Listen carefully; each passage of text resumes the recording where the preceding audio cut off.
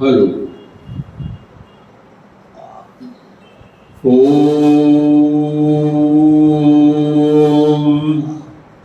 ब्रह्मानंदम परम सुखदम केवलम ज्ञानमूर्तिम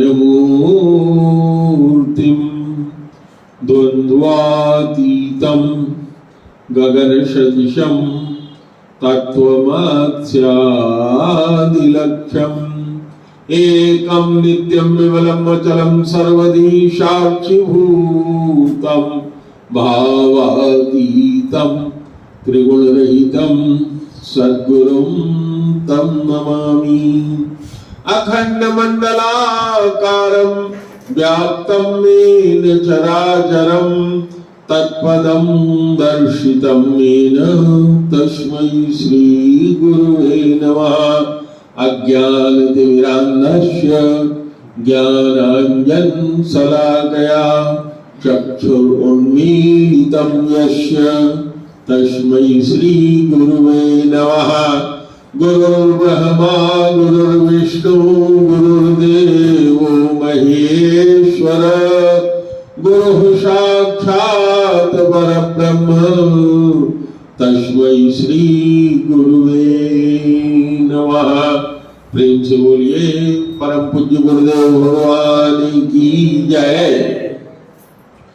हम लोग धारावाहिक रूप से गोस्वामी तुलसीदास जी द्वारा रामचरित मानस की चर्चा करते हैं, किंतु किसी भी चर्चा से पूर्व भगवान का मंगलमयी नाम लिया जाता है। तो हम बोलेंगे, आप लोग दोहराइएगा। श्री राम जय राम जय जय राम, श्री राम जय राम जय जय राम, श्री राम जय राम जय जय राम, श्री राम जय राम जय जय राम। जय रघुनंदन जय सिया राम, सीताराम जय सीताराम। जय रघुनंदन जय सिया राम, सीताराम जय सीताराम। भजले भजले राम का नाम, अंत समय में आएगा काम। भजले भजले राम का नाम, अंत समय में आएगा काम। जग की दौलत है बेकार, अंत समय में न आएगी काम। जग की दौलत है बेकार, अंत समय में न आएगी काम। जो आपन चाहो कल्याण, सुजस सुमति शुभ गति शुभ धाम। जो आपन चाहत कल्याण, सुमति शुभ गति शुभ धाम। तो जप ले सीताराम, राधे श्याम जय राधे श्याम। जप ले सीताराम, राधे श्याम जय राधे श्याम। जय रघुनंदन जय सिया राम, सीताराम जय सीताराम। जय रघुनंदन जय सिया राम, सीताराम जय सीताराम। सीता राधा एक समान, जप ले कोई नाम। सीता राधा एक समान, जप ले कोई नाम। जप ले आठों याम, राम का नाम श्याम का नाम। जप ले आठों याम, राम का नाम श्याम का नाम। जय रघुनंदन जय सिया राम, जय यदुनंदन राधे श्याम। जय रघुनंदन जय सिया राम, राधे श्याम जय राधे श्याम। एक बार प्रेम से बोलो गुरुदेव भगवान की जय। हर रविवार में हम लोग धारावाहिक रूप में श्री रामचरित मानस की चौपाइयों पर और उसमें निहित गूढ़ार्थ तत्वार्थ पर चर्चा करते हैं। पिछले बार हम लोग जो चर्चा किए थे वो चौपाई थी सत्संगत मुद मंगल मूला, सोई फल सिद्धि सब साधन फूला। आज की चौपाई है सठ सुधरहि सत संगति पाई, पारस परस कुघात सुहाई। इस चौपाई को आप देखिए तो इसमें लिखा हुआ है सठ। सठ का मतलब क्या होता है? दुष्ट।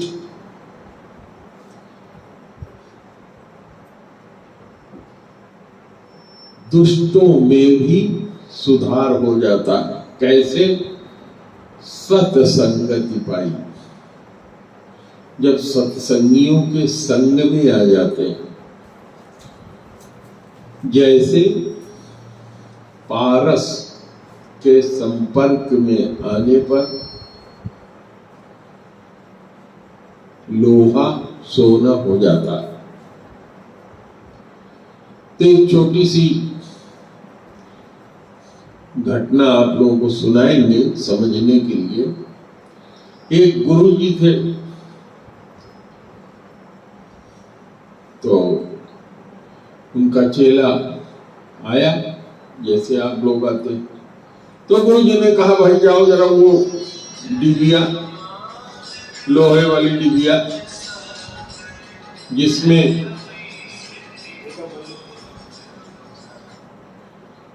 पारस पत्थर हमने रख रखा है, जरा उठा ले आओ। तो वो शिष्य सोचने लगा गुरुजी कह रहे हैं पारस पत्थर उठा लाओ, उस लोहे वाली डिबिया को उठा लाओ जिसमें रखा है। तो या तो गुरुजी झूठ बोल रहे हैं, पारस पत्थर वो नहीं है, और या तो जिस डिबिया में कह रहे हैं कि लोहे वाली डिबिया ले आओ वो लोहे की डिबिया नहीं है।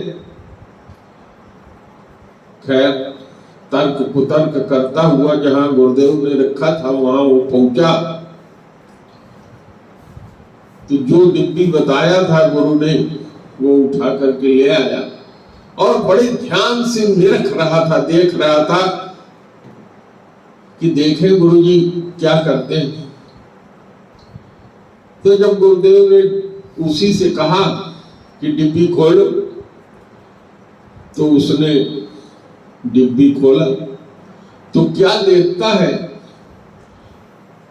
कि जैसे बर्क होता है, बर्क का जो पत्र होता है बहुत ही पतला होता है, बहुत ही पतला होता है। मैं समझता हूं कि इससे पतला कागज बनाना शायद संभव ना हो,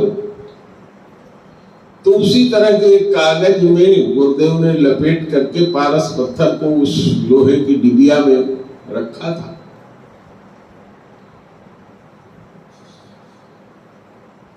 तो पहले उस पत्थर को निकाला और निकाल करके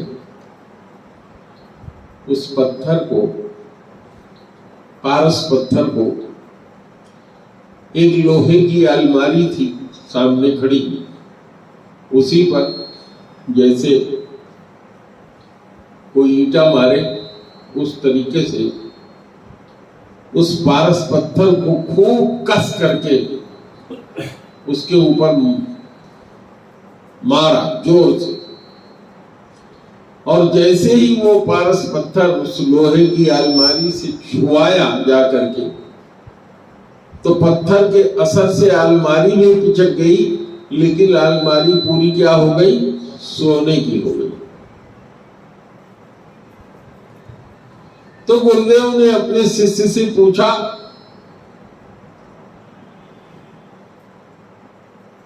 रामनाथ जी महाराज, ये बताओ ये अलमारी पचक क्यों गई? तो उन्होंने कहा, महाराज आपने इस पत्थर को जोर से अलमारी पे मारा, पटका। तो उन्होंने पूछा कि ये घात है कि कुघात है? घात का मतलब होता है छूना, और कुघात का मतलब होता है कस के मारना। तो वही पूछा उन्होंने चेले से, तो उसने कहा, महाराज ये तो कुघात है, आपने प्रेम से उसको नहीं छुआया, जैसे गुस्से में मारा जाता है उस तरीके से आपने मारा। तो कहा, तब भी ये सोना हो गया? कहा, हाँ। तो चेले से पूछा, रामनाथ ये बताओ तुम क्या समझे?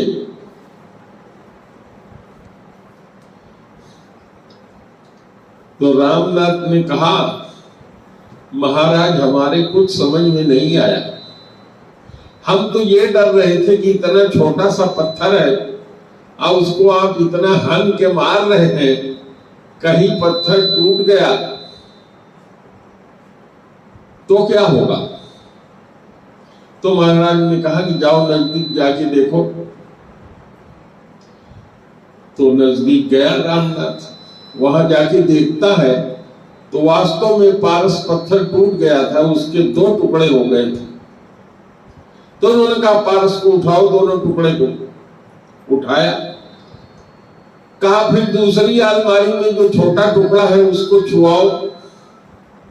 तो छोटे टुकड़े को जब उसने छुआया तो वो अलमारी भी सोने की हो गई। तो कहा, रामनाथ समझ में आया? क्या समझे तुम इसका मतलब?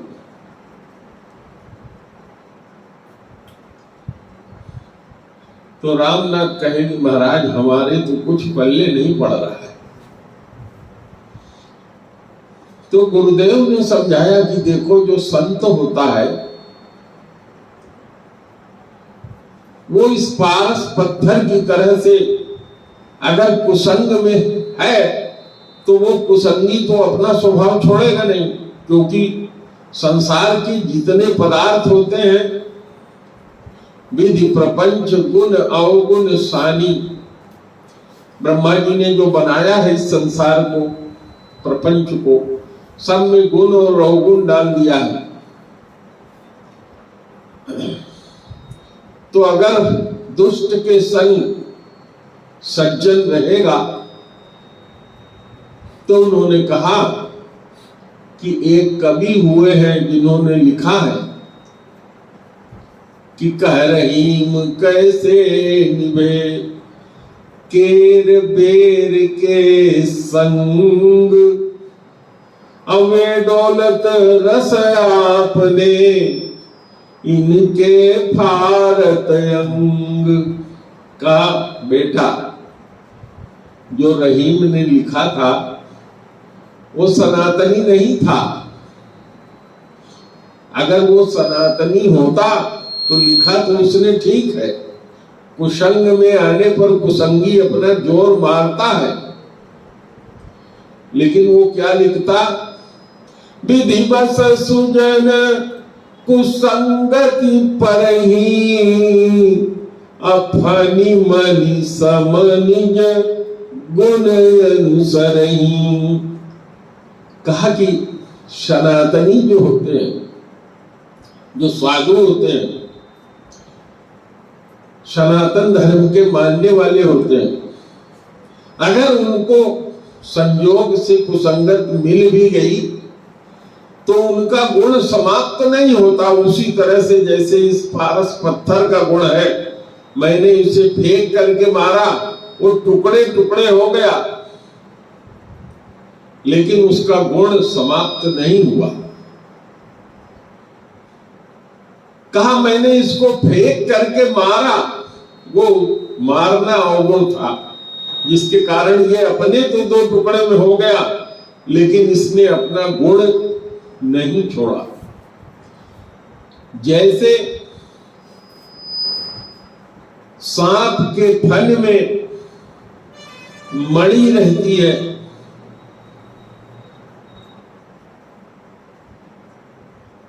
तो मणि का गुण क्या है, जब तक वो सांप के साथ है वो अपना गुण छोड़ती नहीं, बल्कि सांप के गुण को और बढ़ा देती है। मणि वाला सांप अगर किसी को काट लिया तो उसका बचना असंभव, लेकिन अगर कहीं मणि अलग है सांप से और मणि वाला सांप काटे हो और उस मणि को धुल के पिला दिया जाए तो सांप का जहर समाप्त हो जाएगा।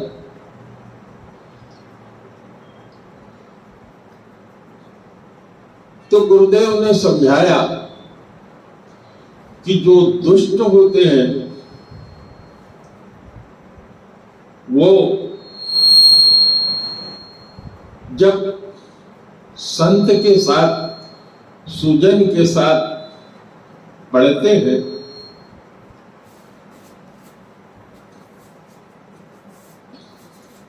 तो उनमें सुधार आ ही जाता है।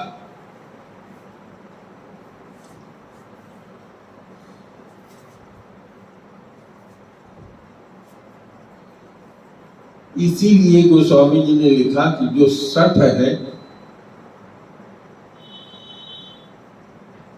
वो भी सुधर जाते हैं जब सत्संग पा जाते हैं। सठ सुधरहि सत्संगति पाई, पारस परस कुघात सुहाई। जैसे पारस पत्थर को कुघात किया, अगर कोई आदमी जानबूझ के जहर खाए तो भी क्या होगा, मृत्यु होगी, और अनजाने में अमृत पी ले तो भी क्या होगा, अमर हो जाएगा। तो ये किस चीज का गुण है, उस भौतिक पदार्थ का गुण है। तो करना क्या चाहिए,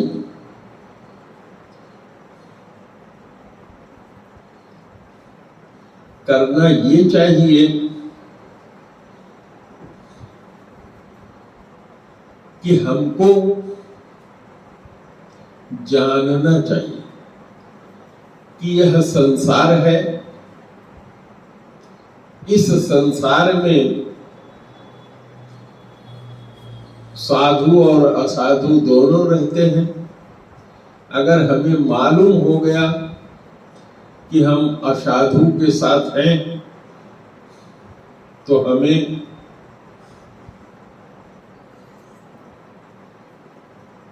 तदनुसार अपने अंदर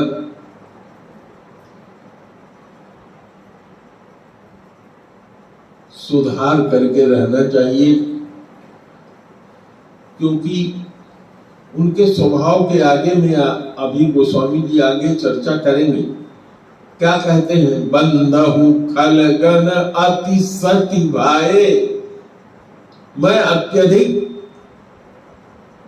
सत्य भाव से, जैसे मैं संत की वंदना कर रहा हूं उसी भाव से मैं असंत की भी वंदना कर रहा हूं।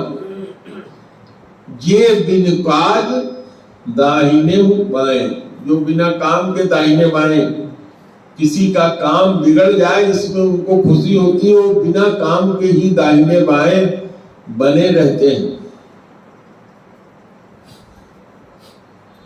तो क्या कहते हैं, झूठ हूं सत्य न, झूठ और सत्य बिना पहचाने क्या जाना जा सकता है? जिन भुजंग अरुरज पहचाने।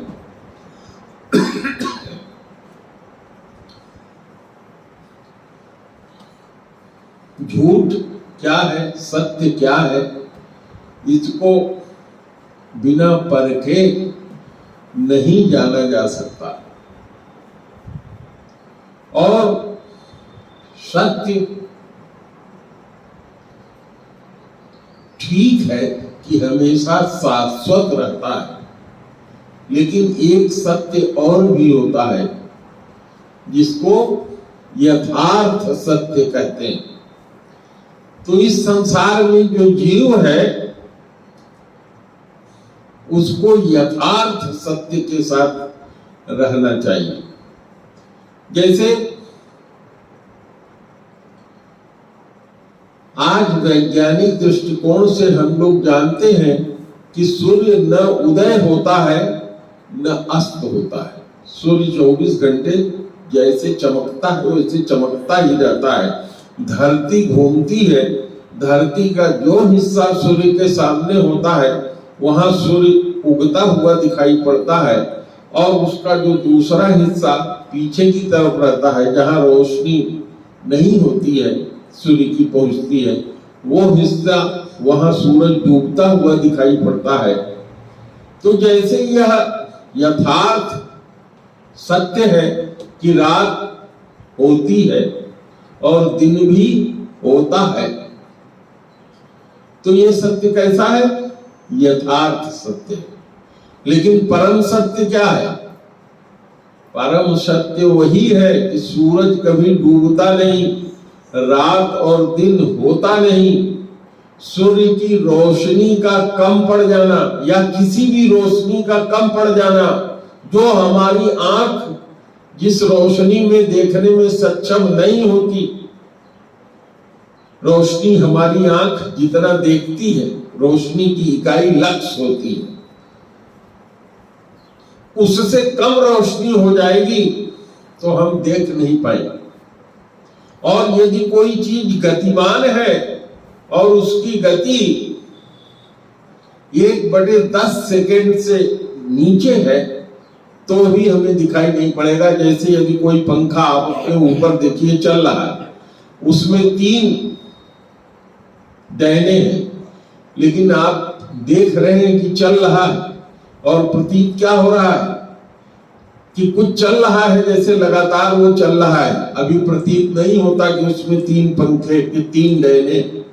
तो यह जो सत्य है क्या है? यह जो दिखाई पड़ रहा है यह यथार्थ सत्य है। और असली सत्य क्या है? जब ये रुक जाएगा तो आपको दिखाई पड़ेगा कि इसमें 3 डैने। तो हमेशा यथार्थ सत्य पर ही हमें रहना चाहिए। इसी के लिए कहा गया है सत्यम ब्रूयात् प्रियम ब्रूयात् न ब्रूयात् सत्यम प्रियम। किसी दुष्ट के साथ अगर आप हैं और उसको आपने अगर कह दिया कि तुम दुष्ट हो, तो आप कोई झूठ तो बोलेंगे नहीं, और परिणाम क्या होगा? उसका परिणाम आप समझ सकते हैं।